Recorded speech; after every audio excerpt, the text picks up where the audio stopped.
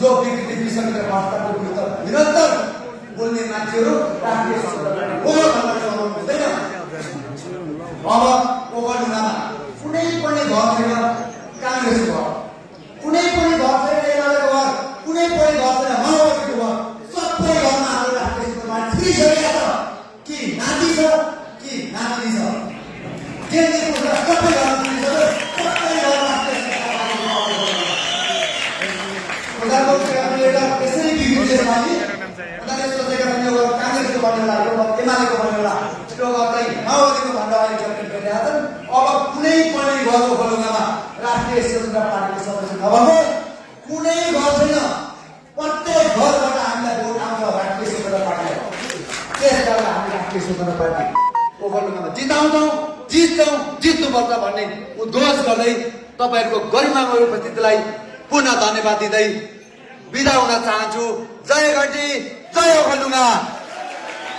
चुपचाप चुपचाप चुपचाप यो नीति चाहिँ तपाईँहरूले फागुन 21 गते आफ्ना बुवा मम्मी गाउँका दाजुभाइ साथीभाइलाई लागू गर्नुहोला।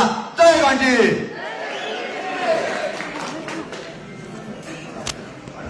धेरै धेरै धन्यवाद कोशी विभाग संगठन विभाग सदस्य कुमार पौडेलज्यू। एकदम विचार उत्तेजक बनाइराख्नु भएको छ। यहाँ यो हलमा भएको सम्पूर्ण उपस्थितिमा एकदम ऊर्जा भर्नु भएको छ र उहाँको विशेष सम्बोधनको लागि म हार्दिक धन्यवाद व्यक्त गर्दछु। र त्यसै गरी हाम्रो अर्को सम्बोधनकै क्रममा एकदमै आज खुसीको खबर पनि छ। के खुसी छ भन्दाखेरि चाहिँ चम्पादेवी गाउँपालिकाको एमालेको वरिष्ठ नेता पञ्चवीर तामाङ आज यहाँ उपस्थित हुनुहुन्छ। उहाँले केही विचार राख्छु भन्नुभएको छ। म पञ्चवीर तामाङज्यूलाई आफ्नो विचार राखिदिनु हुन हार्दिक अनुरोध गर्दछु।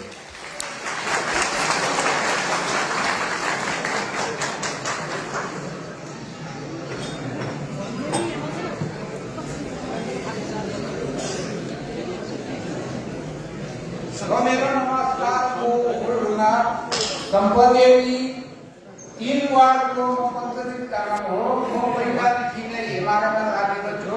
एमालेको बाटो हामीहरूलाई कुनै सहायता सुविधा पाएन।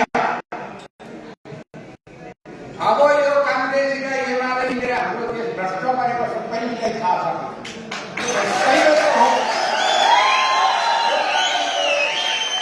त्यो कारणले हामी किन अब भनिन्छ भनेदेखि यति मौका चाहना हामीले पाएको हाम्रो जेन्जीहरू सबै मारेर पनि अझै यो देश लुट्ला भन्ने छ, अझै बेच्ला भन्ने होला। अब यो बेच्नु पाउँदैन, अब लुट्नु पाउँदैन। अब हामीले देश बनाउने जनताले हो। अब जनताबाट हामी एक रात गरेर जानुपर्छ। एउटा हाम्रो काङ्ग्रेस पनि तल बल्ल होला। अब एमाले आइसकेपछि काङ्ग्रेस कहाँ बस्छ? काङ्ग्रेस पनि आउँछ नि हाम्रै साथ। जनता एउटै हो नि।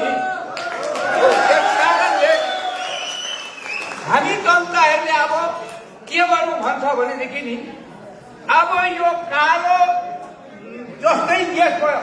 जसले राज्य खायो उसैले सम्पत्ति लुट्यो, उसैले खायो। जनता दङ्ग पर्यो। जनताले खाइ नखाइ मान्छेले दिन धम्काएर विदेश पठायो। यिनीहरूले संसार गरेको हाम्रो नेपाल देश धनी हो नि।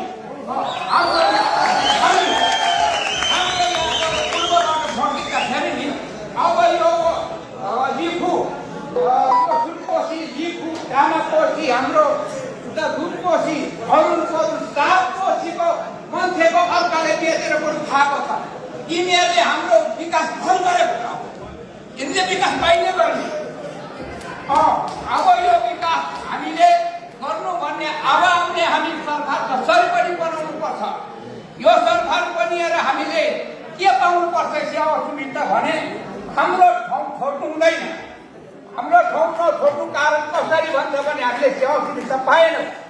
पानीको अभाव छ, यातायातको अभाव छ, अब यो खाइबारीको अभाव छ। यस भएर यो विकास कसले खै गरेको पैसा डढेको त सबैले थाहा छ।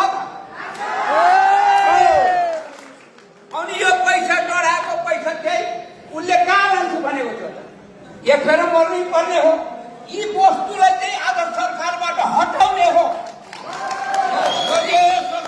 हटाउने हो हाम्रो नेपाल धनी मानी हो अरू देश हेरी तर यो सरकारले यस्तो हामीले गराएको हो गरिब गराएको हो त्यही कारणले हामी रोजगारी पनि पाउनुपर्छ त्यस कारणले मैले यो छोटो वक्तव्य यही अन्त्य गर्छु